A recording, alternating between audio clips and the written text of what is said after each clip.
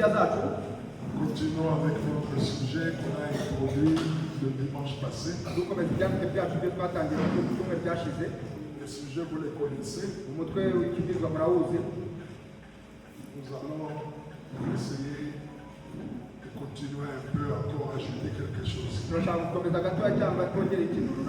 Mon grand désir, ce n'est pas que j'écris, c'est que vous compreniez les Écritures.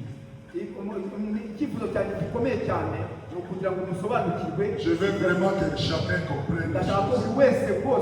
C'est tellement important que Dieu nous aide à comprendre ça. Nous allons lire là où nous avons lu. Aujourd'hui, nous allons lire dans Luc 10. Je reprends encore ces Écritures. Et nous allons lire dans Apocalypse 5. Luc chapitre 10. Nous allons lire pas tout, mais on va sauter quelques écritures. Nous suivons ce que nous voulons. Maintenant, verset 17. Le 70 révèle avec joie.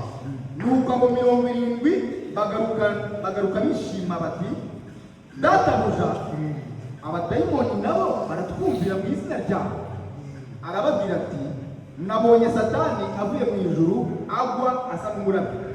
Dore mbahaye umutware wo kujya mukandagira inzoka na sikorupiyo n'imbaraga z'umwanzi zose, kandi nta kintu kizagira icyo kibatwara rwose. Ariko ntimwishimire yuko abadayimoni bamwumvira, ahubwo mwishimire yuko amazina yanyu yanditswe mu ijuru. Amen. Cependant, verset 20, écoutez les paroles que Jésus leur dit. Ils sont retournés lui donner les rapports de la puissance du nom de Jésus, ce que le nom de Jésus a pu faire devant les démons. Et j'aimerais vous informer qu'ici, Jésus n'était pas encore mort. Il n'avait pas encore écrasé la tête du serpent. Parce qu'il a écrasé la tête du serpent. C'était à la croix.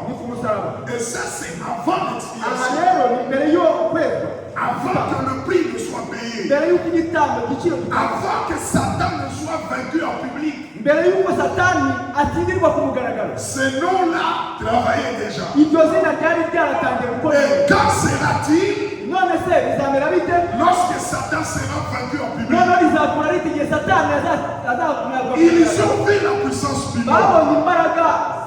Retournez tout joyeux. Oh, nous avons vu ce puissant nom. Jésus leur dit au verset 20, ne vous réjouissez pas, parce que les démons vous sont soumis. Ça, ce n'est pas ça la vraie joie. Mais réjouissez-vous, parce que vos noms sont écrits. Je veux, moi Jésus, que vous vous réjouissez, parce que vos noms sont écrits. Amen. Et nous avons dit, c'est ça la vraie joie. Quelqu'un dit Amen. C'est de voir son nom écrit dans les livres de vie de l'agneau. Là au ciel. Maintenant, nous allons dans Apocalypse 5. Alléluia. Amen. Et puis vous allez vous asseoir. Apocalypse chapitre 5.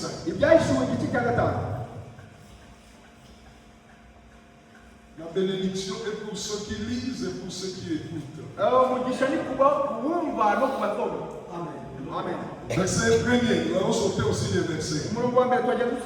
Je vis dans la main droite de quelqu'un qui était assis, de celui qui était assis sur le trône, un livre écrit en dedans et en dehors.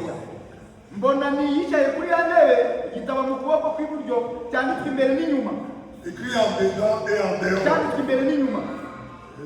Dedans, ce sont les symboles. Dehors, ce sont les voix. Et vis un ange puissant qui criait d'une voix forte. Et celui qui est digne d'ouvrir les livres et d'en rompre le sceau. Personne dans les cieux, ni sur la terre, ni sous la terre, personne dans les cieux, ni sur la terre, ni sous la terre, ne put ouvrir les livres, ni de les regarder. Alors je pleurais parce de ce que personne ne fut trouvé digne d'ouvrir les livres ni de les regarder. L'un des vieillards me dit, ne pleure point, ne pleure point. Voici le lion de la tribu de Juda, le rejeton de David, a vaincu pour ouvrir les livres. Et c'est ça. Et je vis au milieu du trône 4 êtres vivants et au milieu des vieillards un agneau qui était là comme immolé. Et il est venu, il avait 7 cornes et 7 yeux. Il est venu, verset 8, il a pris les livres. Quand il a pris les livres, verset 9, il chantait un cantique nouveau. Oh, tu es digne de prendre les livres et d'ouvrir le sceau, parce que tu as racheté pour Dieu par ton sang de toutes les tribus. De toutes les tribus. Donc il a racheté toutes les tribus. Donc nous aussi nous sommes là. De toutes langues. Et de tout peuple. Et de toute nation. Même le Rwanda est dedans. De toute nation. Tu les as rachetés. Maintenant le verset 13. Toutes les créatures qui étaient dans le ciel, sur la terre, sous la terre, sur la mer, et tout ce qui s'y trouve, je les entendis qui disaient à celui qui est assis sur le trône, à l'agneau soit la gloire.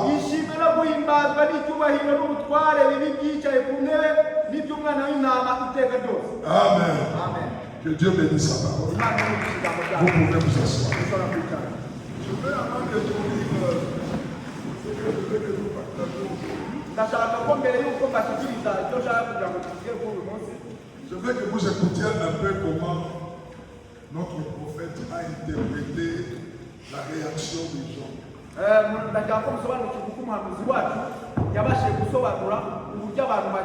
Non, Jean de Roi.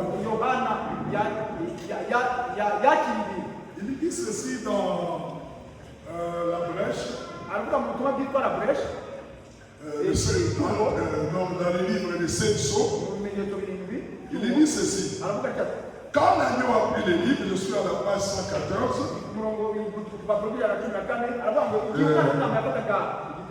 Il dit, vous voyez, quand il a pris les livres, oh, gloire à Dieu. Il dit, je me sens bien maintenant. Je me sens pour parler en langue. Remarquez, oui. Il me semble que mon langage est insuffisant de pour le louer.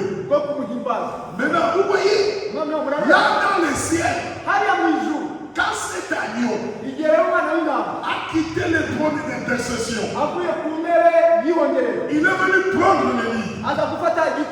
Vous savez, quand il a pris le livre, quelque chose s'est apparu des gens. Quelque chose s'est apparu des gens. Jean a crié. Vous savez pourquoi il a crié? Jean a dû voir son nom. Ah, il a vu son nom. Jean, quand l'agneau s'est avancé, il a pris le livre, il a brisé le sang. Le Jean qui pleurait, quand l'agneau a brisé le sang, Jean a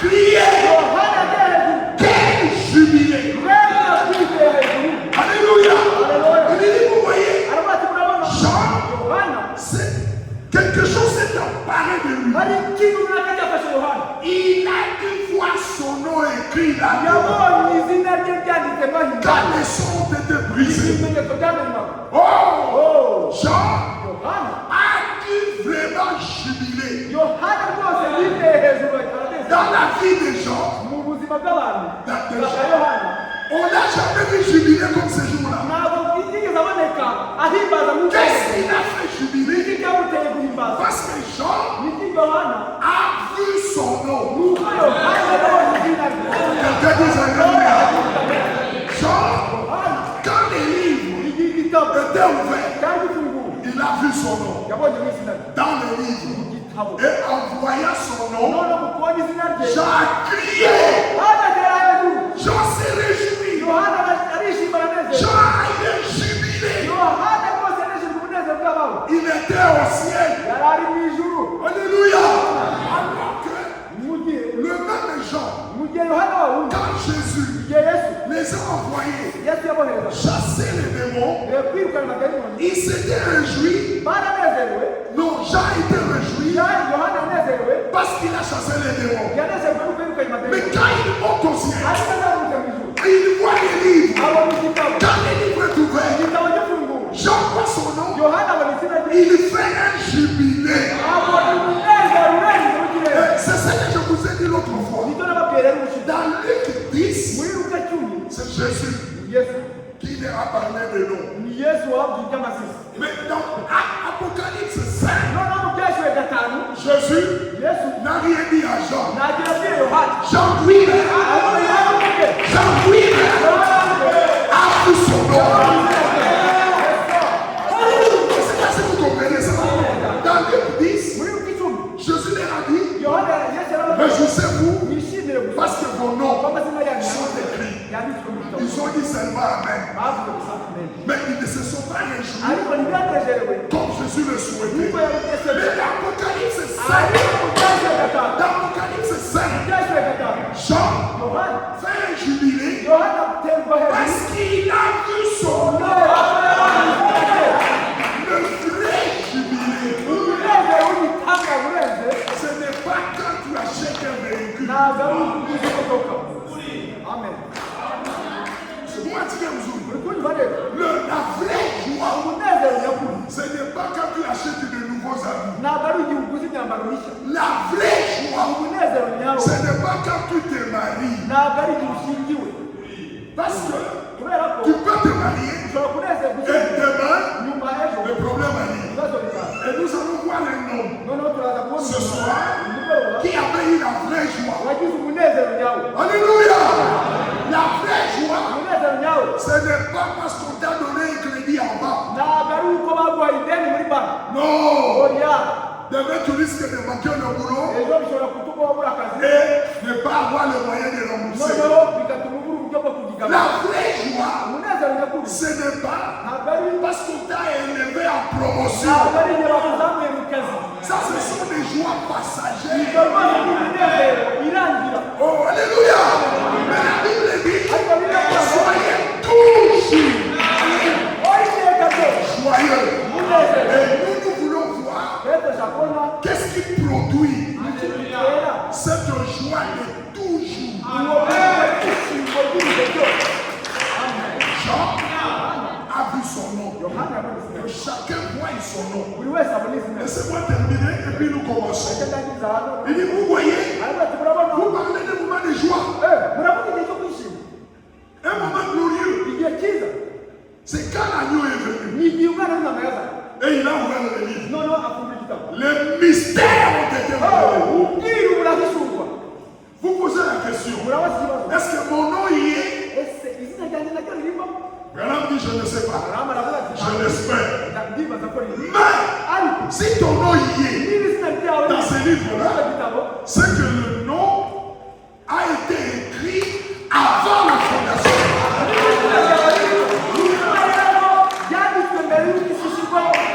Alléluia! Notre vieux frère Jean, qui était en train de pleurer, ici il dit, tout dans le ciel, sur la terre, sous la terre, m'a entendu crier.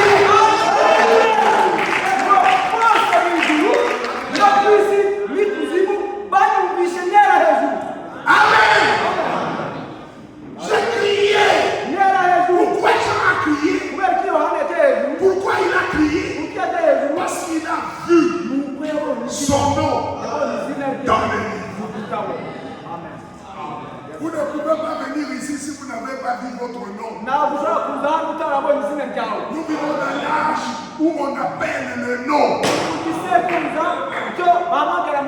Alléluia. Quand quelqu'un a entendu son nom, même le diable ne peut pas toucher cet homme. Il a le nom précis. Laissez-moi dire quelque chose et puis nous introduisons ce qu'on veut dire. Je ne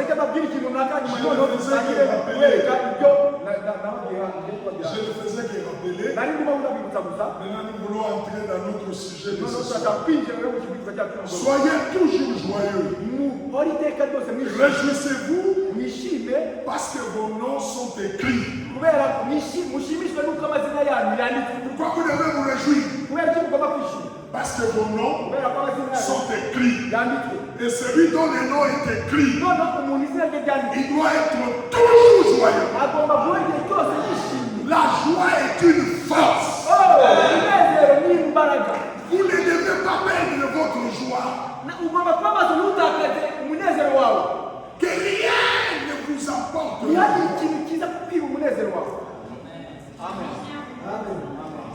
Est-ce que je me fais comprendre? Oh, alléluia! Pour se réjouir, il faut que quelque chose arrive. N'est-ce pas? La joie, c'est un sentiment intense de bonheur dans votre cœur.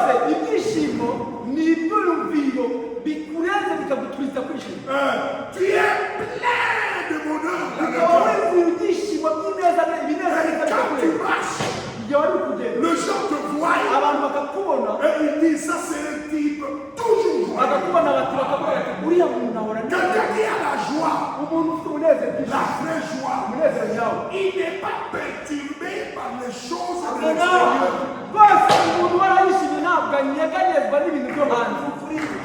Que ça marche, que ça marche, il est toujours joyeux.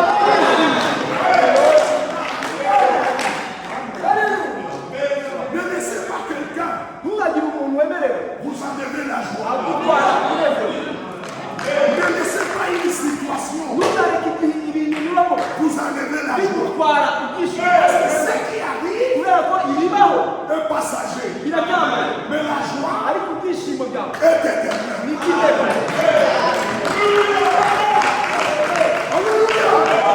Sans joie, vous n'êtes pas fort. Et vous n'irez nulle part sans joie. Regardez, David, un jour il a demandé à Dieu. Écoutez ce qu'il dit.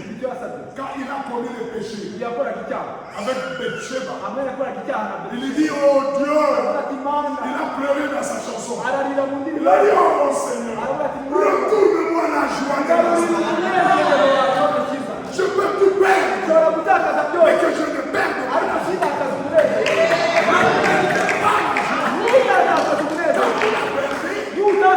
Vous êtes vaincu.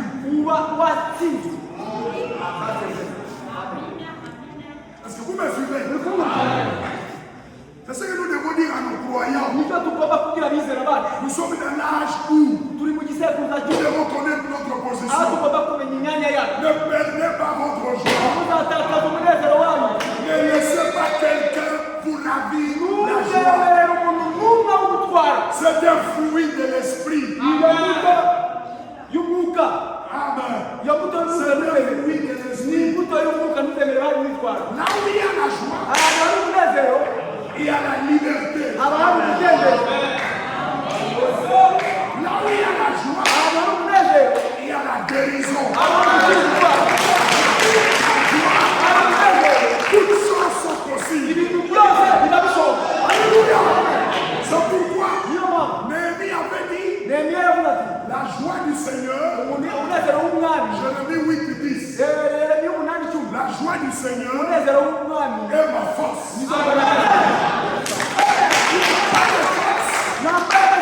En dehors de la joie. Alléluia. Soyez toujours joyeux.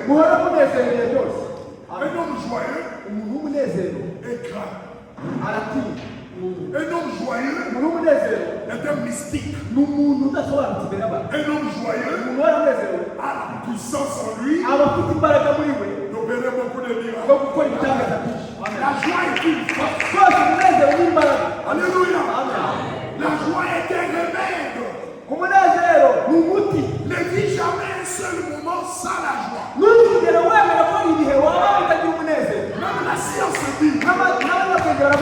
Même la science dit que la joie permet à votre immunité de bien fonctionner.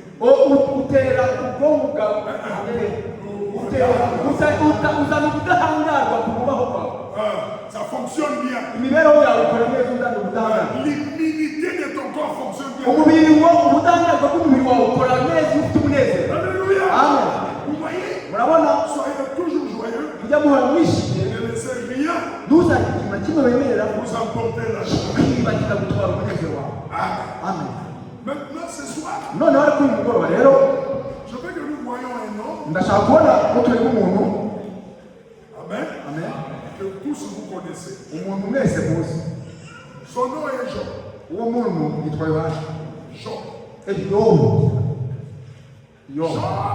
Job est passé par des moments très difficiles. Quelqu'un qui dit Amen.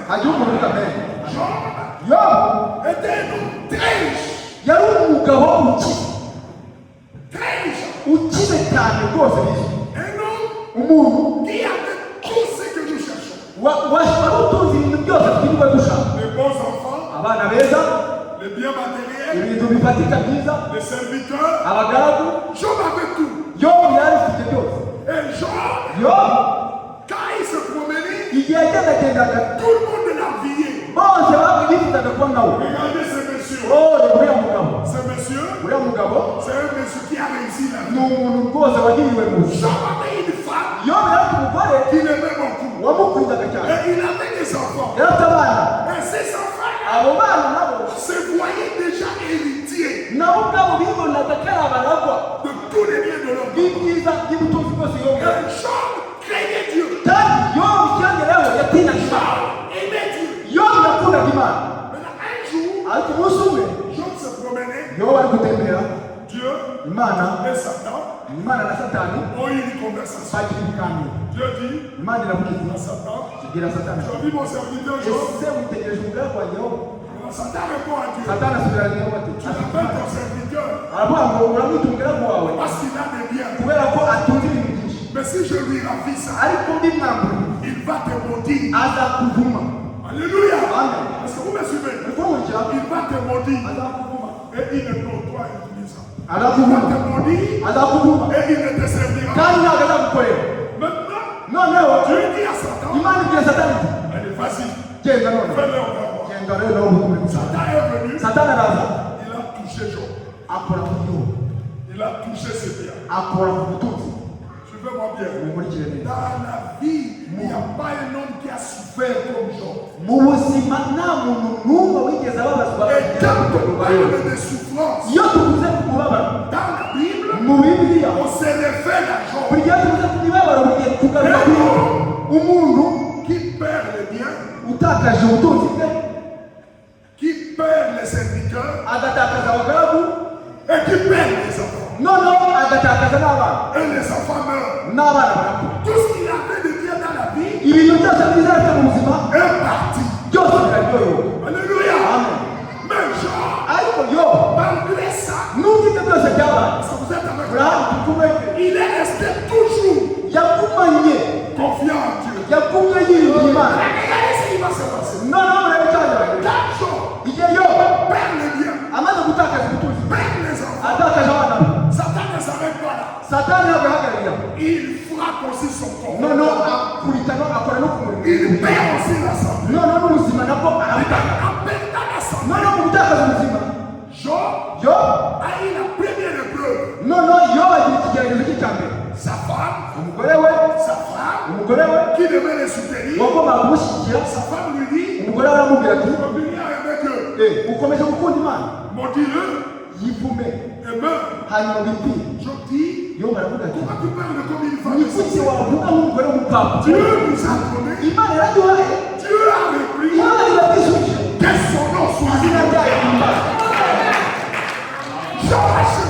consolation. Il y a un mystère ici. que beaucoup de gens ne voient pas.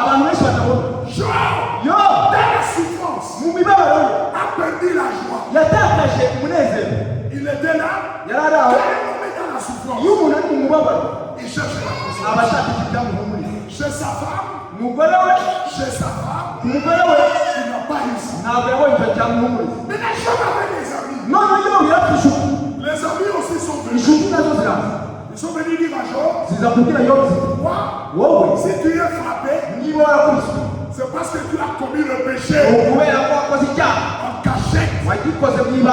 Oh, Job était plus juste que. Il a regardé sa vie. Il a vu. Il n'a pas commis un péché. Et même s'il avait commis, Job était prêt à arranger ça. Job avait perdu quelque chose de glorieux. Personne ne le consolait. Oh, alléluia. Ses amis sont venus. Tu es pécheur. Vous savez comment ça fait mal? Tu es dans les problèmes et quelqu'un vient te dire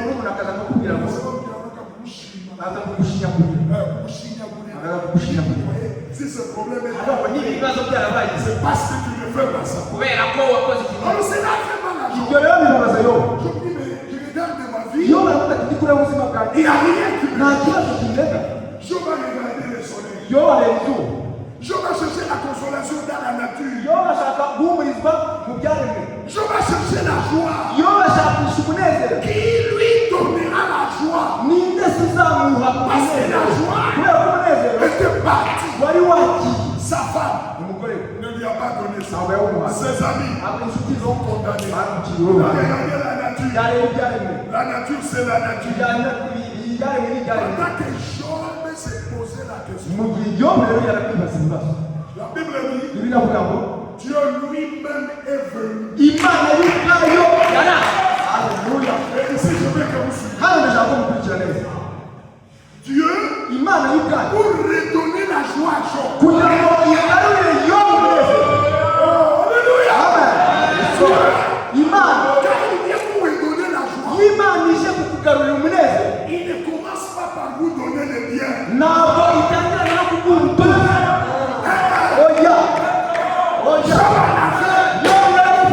Il a perdu ça. Vous pouvez en avoir et perdre ça.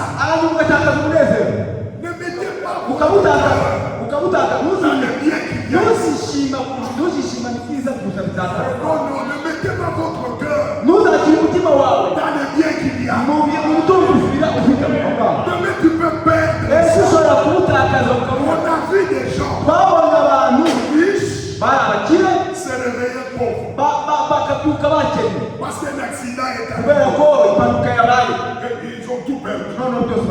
Si votre joie est dans les choses extérieures, vous ne verrez pas de miracle. Cherchez la consolation. Dieu est venu. Écoutez comment Dieu console ses enfants. Vous êtes là. Quel bon Dieu. Et je veux qu'il nous console. C'est là qu'il y a la joie. Voyons maintenant la femme de Job n'a rien fait. Il voulait même le pousser à mourir. Les amis de Job l'ont condamné. Il ne restait que Dieu. Je me dis, si je connaissais là où il est, si je sais là où il est, je irai là-bas à sa mort. Je frappe et je lui dis mes problèmes. Dieu est en train de regarder. Maintenant, Dieu descend. Maintenant, il vient parler à Job. Écoutez comment notre Dieu nous console. Lui, il voit les choses autrement. Allons à Job 38. Je veux que vous les lisiez. Dieu descend. Vous êtes là? Amen. Est-ce que vous me suivez? Amen. Dieu descend. Dans Job 38. L'histoire de Job, c'est l'histoire qui nous fortifie. Dieu vient. Job 38. Job dit, si je pouvais le voir, il avait besoin de la consolation. Il avait besoin que la joie retourne. Cette joie qu'il avait perdue, il voulait que ça retourne. Et celui qui pouvait bien le lui donner, c'est Dieu lui-même. Dieu vient. Lisez avec moi. L'Éternel répondit à Job du milieu de la tempête et dit. Ok, écoutez, il parle à Job au milieu de la tempête. Il lui dit, qui est celui qui obscurcit les desseins?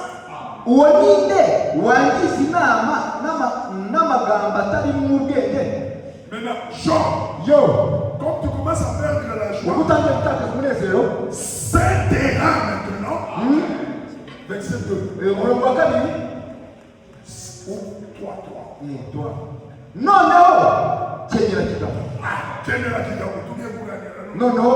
on va parler. Parce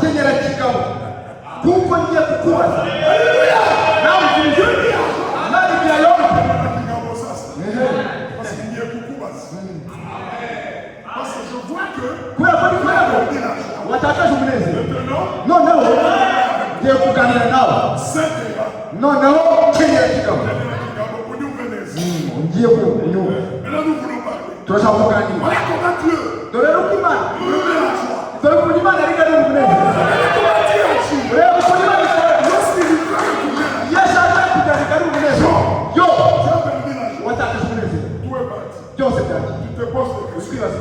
qu'est-ce qu'il va pas? C'est terrain. Maintenant, il commence. Qu'est-ce qu'il dit?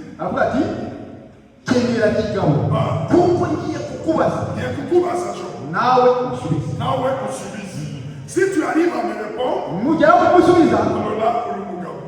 là, tu seras énorme. Moi, je vais te demander. Maintenant, Dieu commence.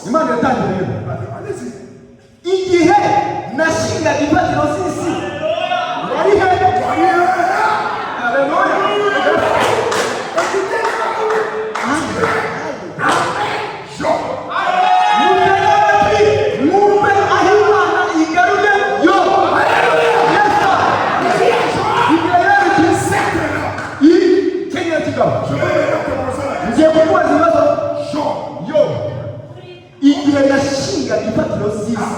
Où étais-tu quand je fondais la terre? Jean, qui a étendu sur elle les cordeaux? Sur quoi ces bases sont-elles fondées? Qui a posé la pierre angulaire? Maintenant, il pose la question. Regardez le verset 7.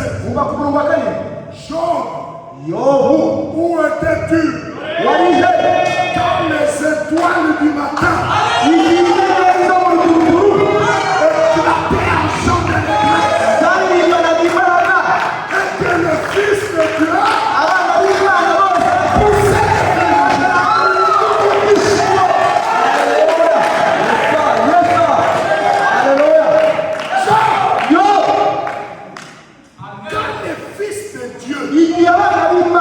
pousser les cris de joie là-bas.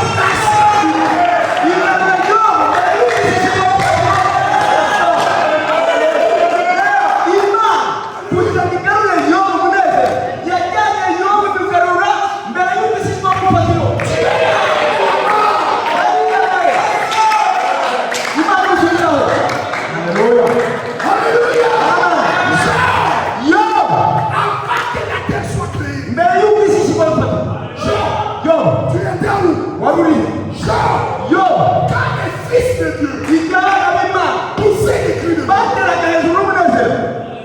Frère Branham va nous expliquer.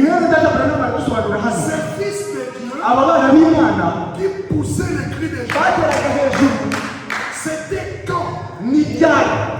Où ils se réjouissaient. Parce que Dieu pose la question. Quand le fils de Dieu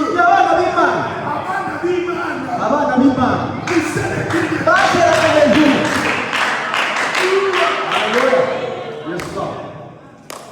Vous savez, quand est-ce qu'il poussait les cris des gens? Ici, ce n'est pas après la création. Ici, c'est avant la création. Alléluia. Les enfants de Dieu poussaient les cris là-bas. Se réjouissaient déjà là-bas.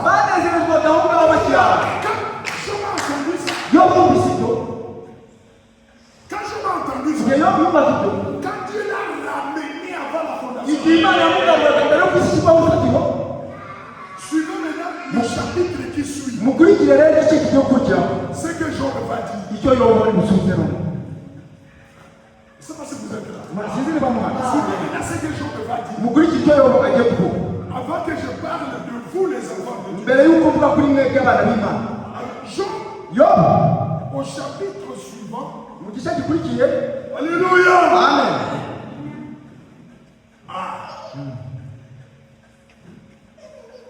Qu'est-ce que Job dit? Job, chapitre 42. Premier verset. Job répondit à l'Éternel. Il dit, je reconnais maintenant que toi tu peux tout.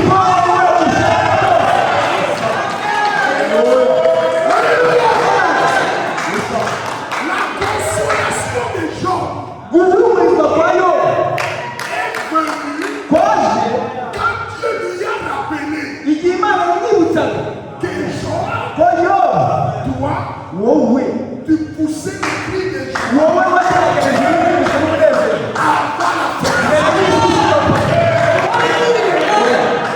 vous devez savoir que vous existiez avant la fondation. Vous n'êtes pas une créature du temps. Vous êtes une créature de l'éternité.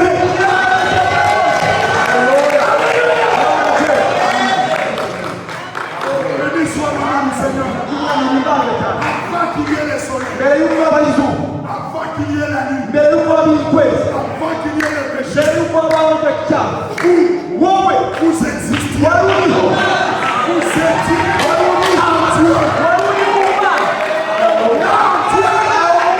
Vous poussiez les cris. Et cette joie que vous aviez là, vous accompagnez là. Tous les jours de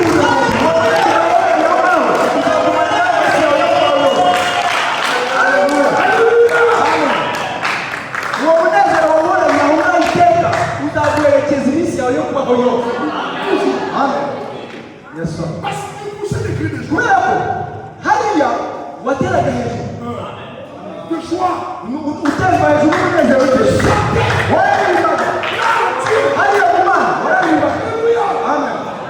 Alléluia. Allons-y. Amen. Le Fils de Dieu manifesté. Ici, nous avons une belle image. 1951. Vous voyez? Ce n'est pas étonnant que les étoiles du matin ont chanté ensemble et que le Fils de Dieu poussait les cris de joie.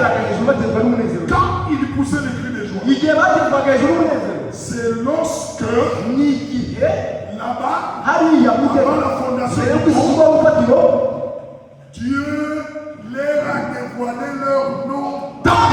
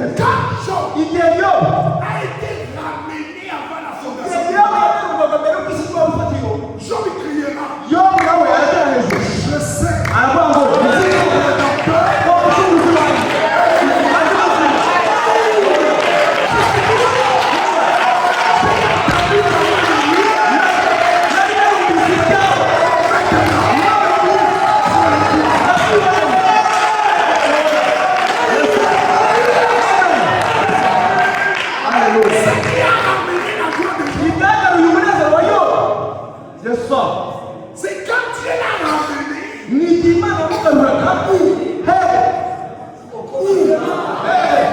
Alléluia. Je répondais non.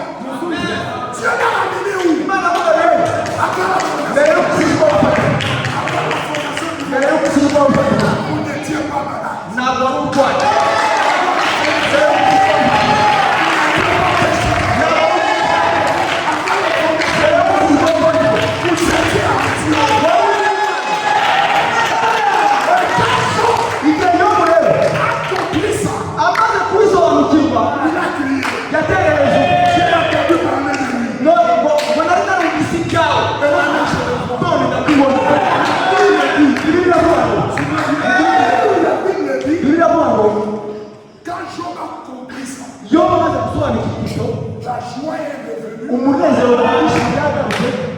Job a expérimenté la restauration. Non, non, non.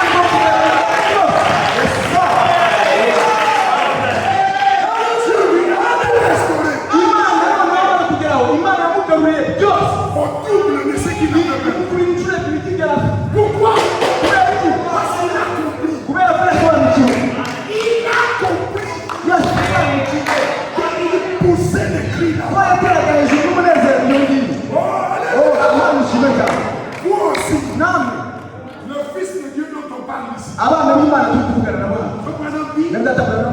pas étonnant que le Fils de Dieu poussait des cris de joie parce que leur nom était mis dans le livre. Et aujourd'hui, par le message du Saint-Laurent, nos noms sont appelés. Dieu nous appelle. Et quand vous répondez Amen à la révélation de tous les mystères, vous avez répondu votre nom. Et c'est nous-là, vous voyez dans les livres, ça vous garde joyeux.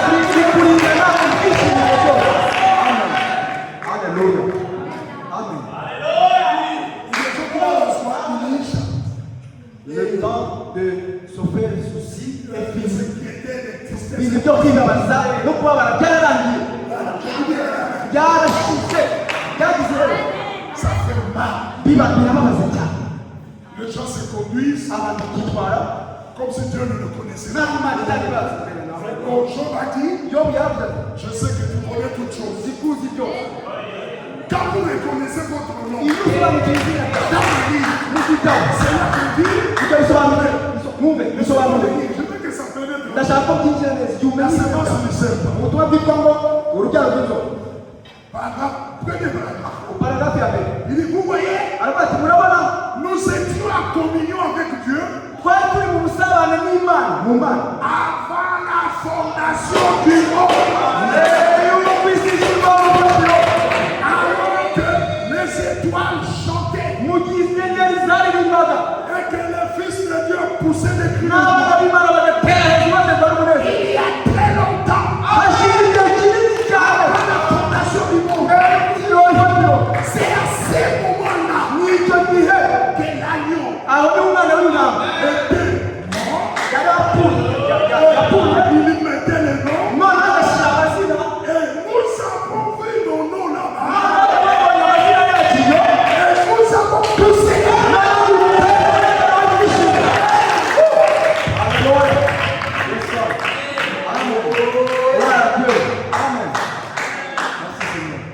les gens qui peuvent se réjouir abantu bashobora kunezerwa à tout moment. igihe cyose Ce sont seulement ceux qui ont vu leur ni abantu gusa babonye amazina yabo. Je peux prêcher, Ndashaka kubwiriza Élie peut prêcher, na Mine yabwiriza Branham peut prêcher. Branham akabwiriza Mais si vous-même, ariko niba wowe vous ubwawe n'avez pas dit votre nom, utabonye izina ryawe vous serez toujours perturbé. uzahora kunyeganyezwa n'ibintu byose.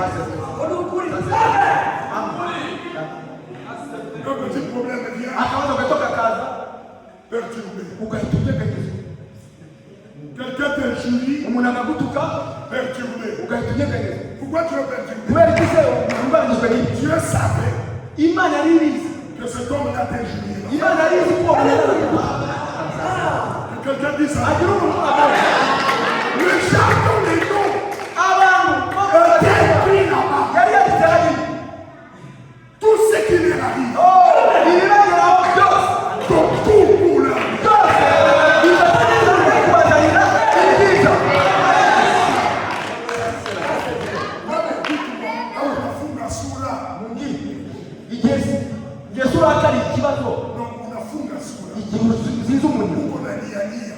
Et tu vas dormir dans ta chambre pleurant. Tu donneras quelle solution? Le problème trouve la solution. C'est simplement lorsque tu es joyeux. Le miracle vient. Seulement lorsque la joie est à place. Alléluia.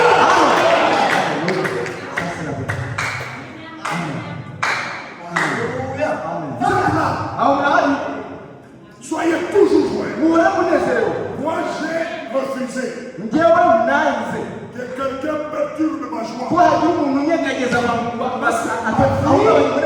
Ma vie n'est pas dans la main de quelqu'un.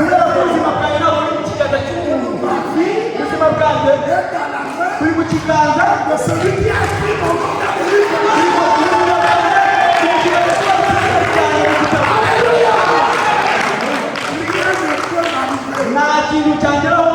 S'il ne l'autorise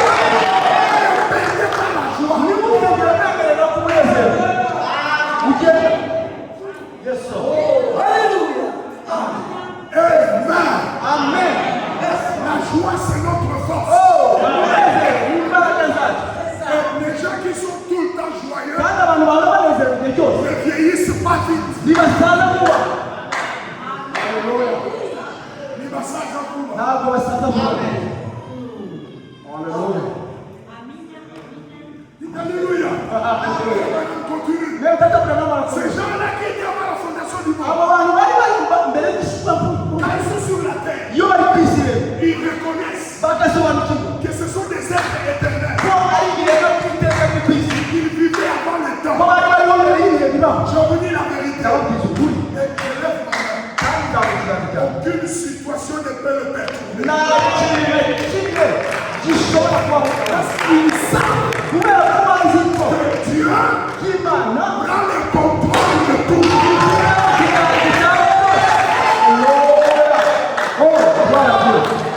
Amen.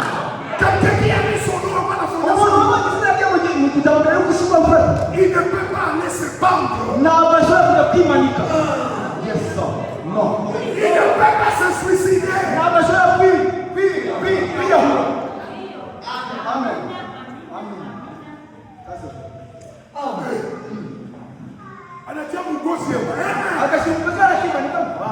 Judas n'a pas vu son nom. Mais Pierre a vu son nom.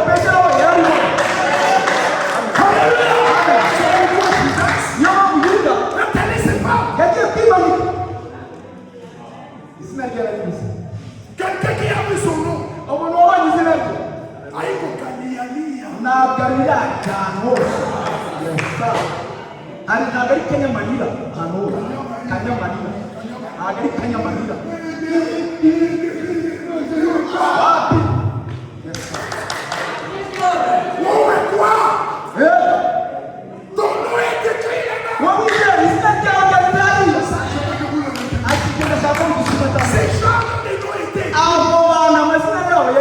Puisqu'ils savent se pousser les filles. Amen. Dieu, dans Job 38,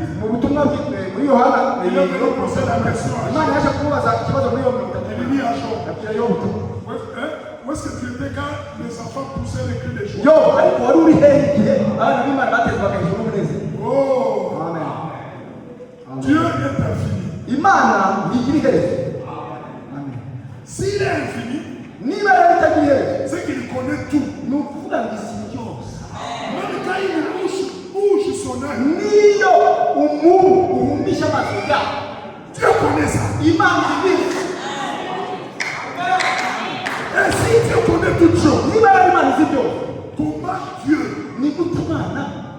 peut vous sauver aujourd'hui? En sachant que l'année prochaine, il va vous perdre. Répondez. Un Dieu infini, il te sauve aujourd'hui. Et il sait que tu vas te perdre l'année prochaine. Il ne peut pas le faire.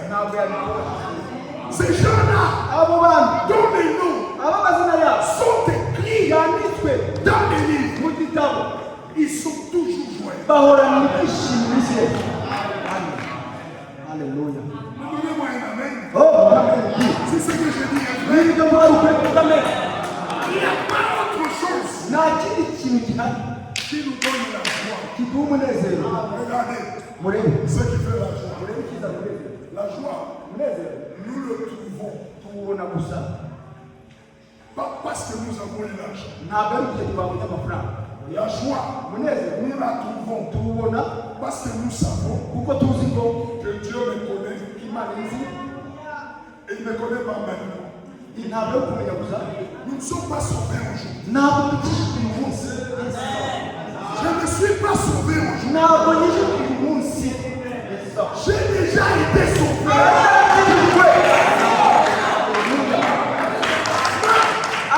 J'ai reconnu mes saluts.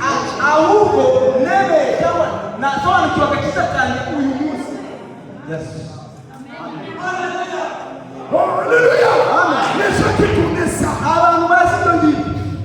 la prédestination que Dieu le connaissait, il a tout arrangé pour eux. Rien de ce qui leur arrive n'arrive au hasard. Dans leur vie, il n'y a pas de hasard. Ils sont toujours joyeux.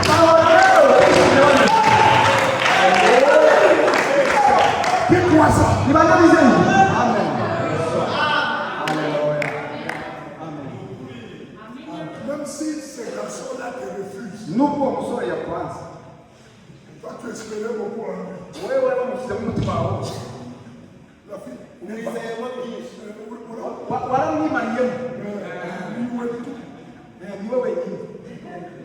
Maybe uliona na songe.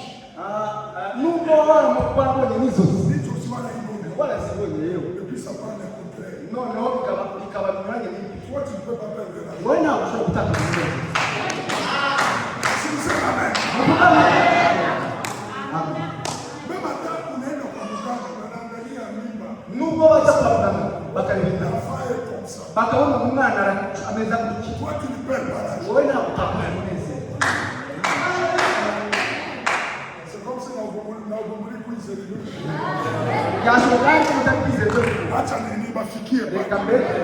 Mon ami,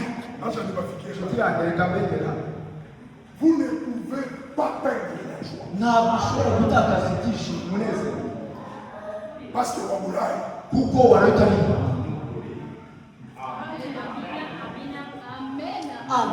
tu ne peux pas perdre la joie. Parce que tu as manqué les clients dans ton business. Dieu savait ça. Comme madame a dit, cette vérité, quand nous la connaissons, nous marchons au-dessus de toute chose.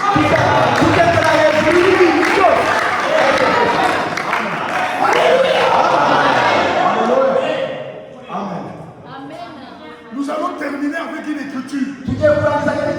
Et nous le lirons, tout le monde est debout. C'est une écriture bénie. Laissez-moi écrire ça.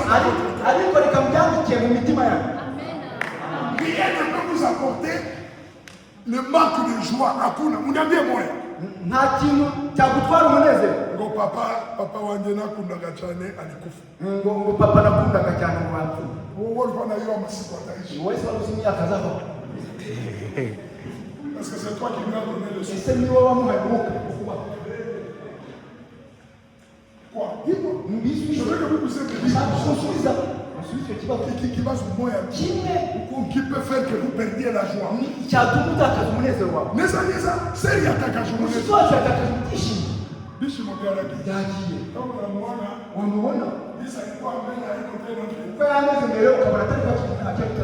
Même chanter à l'église.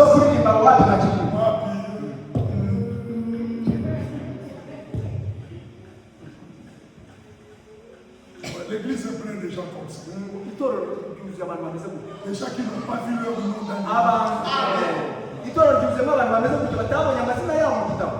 Alléluia. Vous êtes des êtres éternels.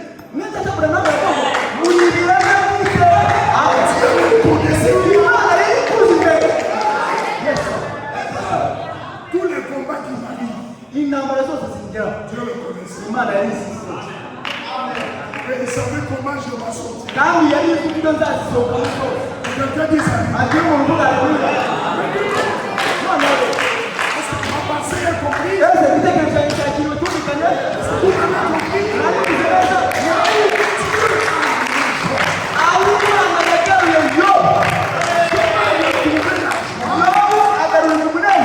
Cette joie a produit la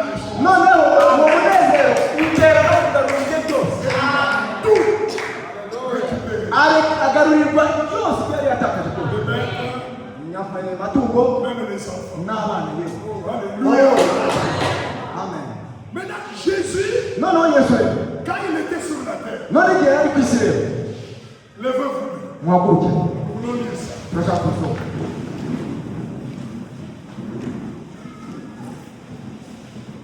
que chacun aujourd'hui prenne la décision. uyu munsi buri wese afata icyemezo. Rien ne va me perdre là. Ko nta kintu kizandemerera ko kinyambura umunezero wanjye. Parce que moi j'ai vu mon nom. Kubera ko njyewe nabonye izina ryanjye. Même si vous me combattez, naho wandwanya wivuje nzagumana umunezero wanjye yewe. Parce que je sais que Dieu connaissait kubera ko nzi ko Imana nabyo yari ibizi. Il connaît le bien, izi ibyo byiza et le mot.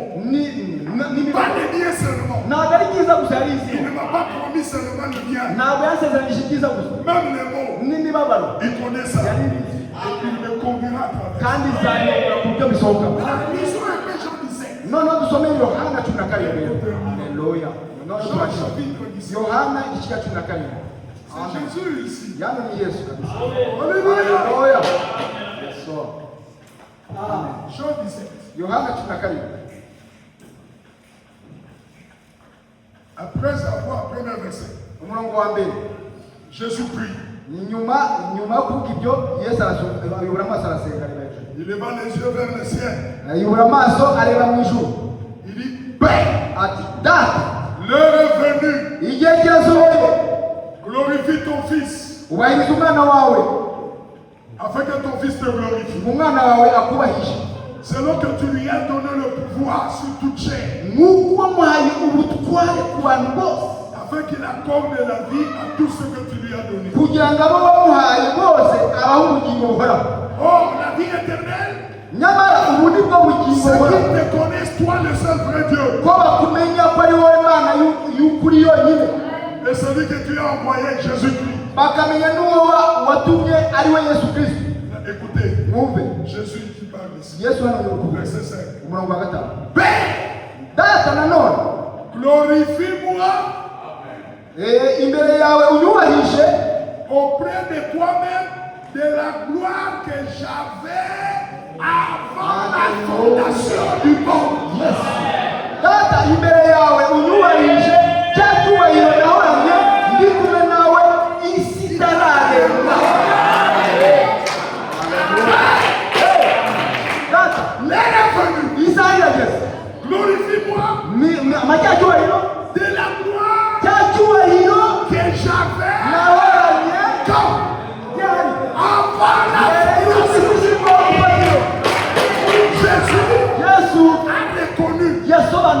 qu'il existait, qu'il avait la gloire avant que le monde soit. Alléluia. Il dit Père, glorifie-moi de la gloire que j'avais. Père, remets-moi la joie que j'avais avant la fondation.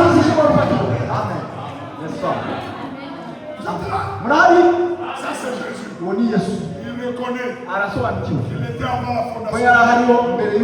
Là, il était glorifié. Il dit Père, je leur ai fait connaître ton nom aux hommes que tu m'as donnés. Au milieu du monde. Ils sont dans le monde. Hein? Ils étaient à toi. Tu me les as donnés.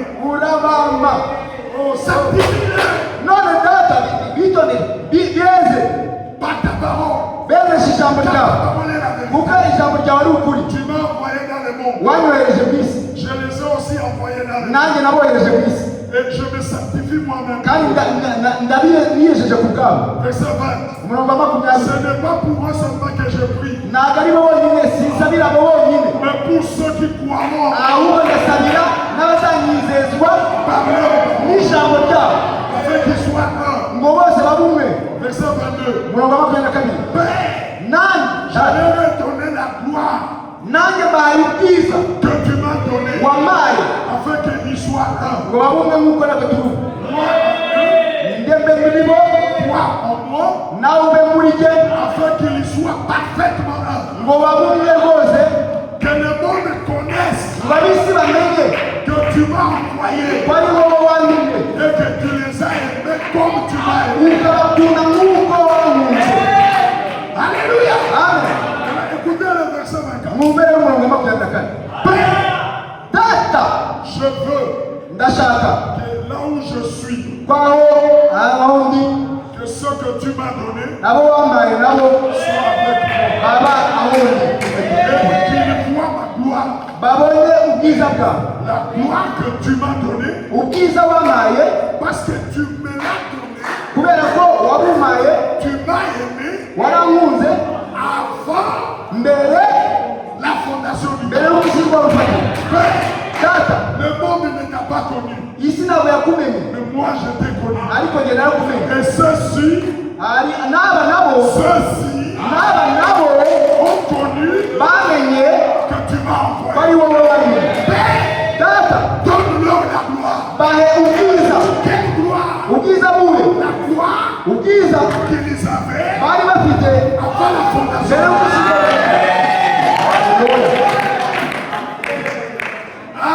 Amen.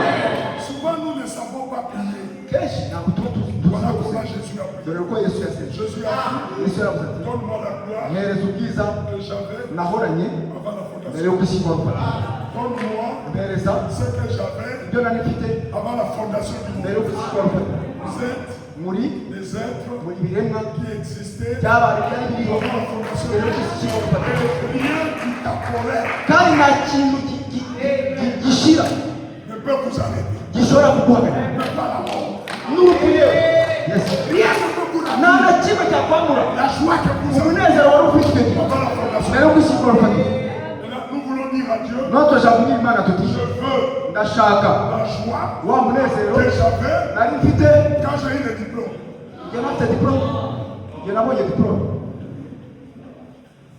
Père, donne-moi la joie que j'ai eue le jour où j'ai acheté le véhicule. Ce véhicule n'a pas fait l'accident. La joie va partir. Père, donne-moi la joie que j'avais quand j'ai eu une bonne femme. Où est votre joie? Toujours vous la trouvez où? Père, donne-moi la joie que j'avais quand dans mon église j'avais 3000 croyants. Jésus n'en avait jamais pas 200. D'où nous tirons notre joie. Parce que nous existions. Yari. Que Satan écoute ça. Mubikunde Satana tume. Moi, c'est vous qui m'ont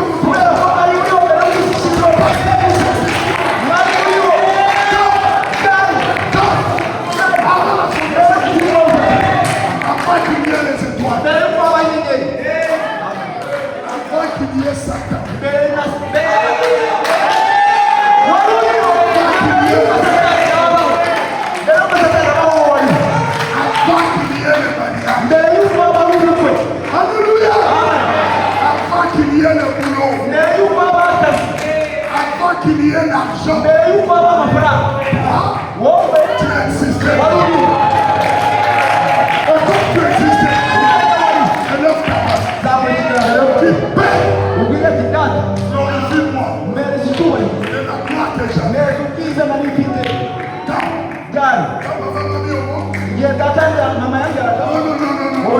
La gloire n'a pas commencé comme moi. Mais ma gloire que j'avais avant la formation. Priez comme Jésus. Glorifie-moi. Et la gloire que j'avais. Élevez toutes les deux mains.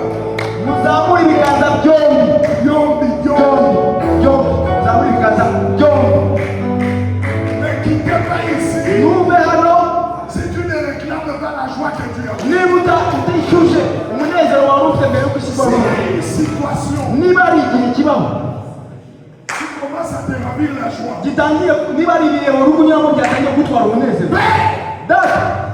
Je veux me réjouir. Comme je le faisais avant la formation. Commencez à me dire. Commencez à me dire. Quand j'ai enlevé son nom, le ciel a bougé.